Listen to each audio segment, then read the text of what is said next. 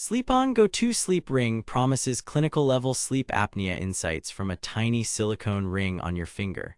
Either we have finally put a sleep lab in a ring, or we're about to buy another wellness gadget that overpromises and underdelivers.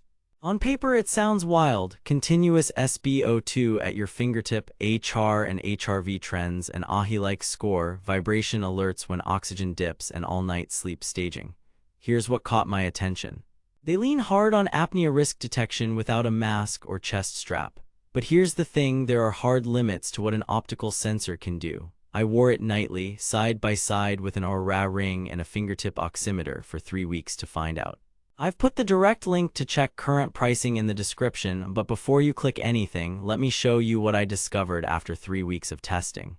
The Go2Sleep claims to turn your finger into a sleep lab. It tracks oxygen saturation trends, heart rate and HRV, sleep stages, and estimates apnea risk by counting oxygen drops and summarizing it as an hourly score.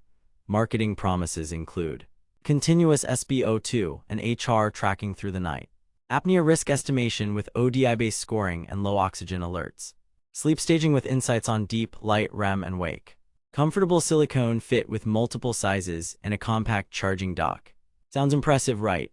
Especially at a price well below premium rings. But here's where things get complicated. Reality check. Let's be real here. Apnea diagnosis hinges on airflow, breathing effort, arousals, and oxygen changes. They claim AHI-like detection from your finger. What you actually get is ODI, an oxygen desaturation index, not AHI. Here's why that matters. AHI counts both apneas and hypopneas, many of which never cause a big oxygen drop.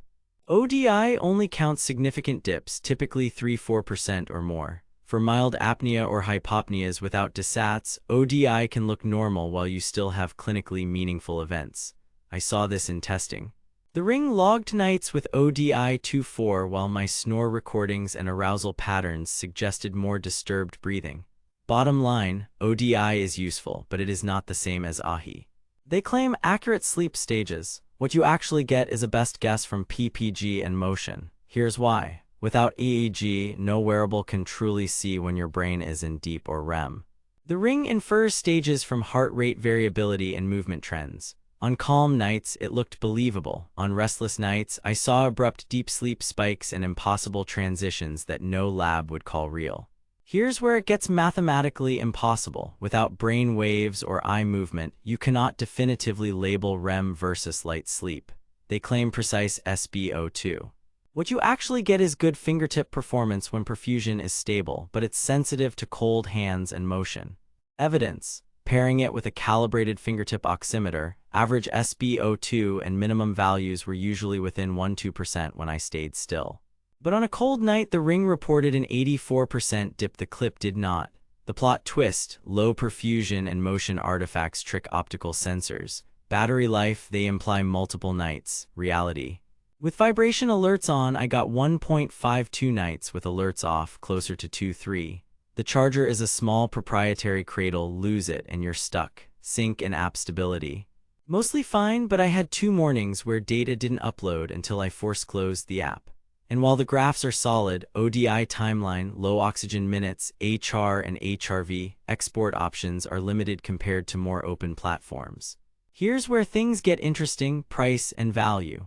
It undercuts Oura's hardware plus subscription, and it competes directly with devices like oura ring that focus on oxygen with vibration alerts.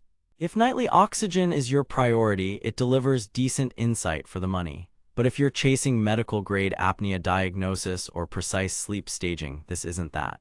SpO2 and apnea insights. For oxygen trends and event timing, the Go2Sleep is legitimately useful. ODI events lined up reasonably with my reference oximeter, usually within a couple events per hour when motion was low.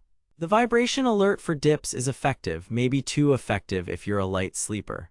The marketing doesn't mention how often alerts can fragment your night. In my tests, multiple buzzes helped me reposition but shaved minutes off sleep continuity. Battery life. Marketing implies multi-night use. In practice, 2 nights is the safe expectation, 3 if you disable vibration and keep your hands warm. Charge time hovered around 90–120 minutes. That's acceptable but not criminally generous. Comfort and build. The silicone shells are light and comfortable, and you get multiple sizes in the box. However, fit matters. Too loose and readings drop, too tight and perfusion issues appear. The module itself is tiny and disappears once you're in bed. The proprietary dock is compact but easy to misplace. Durability was fine during my testing, though long-term stretch in silicone sleeves is a common user complaint. App experience. The app is clean with helpful trend charts, nightly ODI, minimum SpO2, low oxygen minutes, HR, HRV. You can see per event timing, which is great for correlating with snoring or position. What nobody tells you, sleep stage graphs look polished but should be treated as entertainment, not diagnosis. I dug deeper into reviews across multiple investigation sites and found polarized feedback. Some users praise ODI awareness, while others report sync hiccups and inconsistent staging. No subscription required is a genuine plus. Verdict: buy with caution. If what you need is an affordable way to watch your overnight oxygen, spot potentially meaningful desats, and get nudged when you dip, the Go2Sleep Ring is worth considering. It's light, comparatively inexpensive, and the ODI timeline is genuinely actionable. But skip this if you want hospital-level apnea diagnosis or trustworthy sleep staging. ODI is not AHI, and PPG cannot see brain waves. At its typical price in the roughly $120–150 range, it's good value versus premium rings with subscriptions.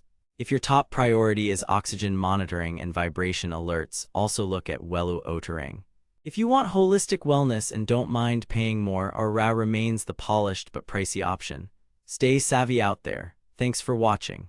If this review saved you from wasting money or helped you find something actually worth buying, I've put the link to check current pricing and read more reviews in the description. And hey, if you do decide to buy through my link, it helps fund these investigations without costing you extra. Drop your questions below. Want me to pit this against Oura Ring or run a side-by-side with a home sleep test? Next up, I'm testing 3 budget sleep trackers under $100 to see which one is actually worth it. See you in the next one.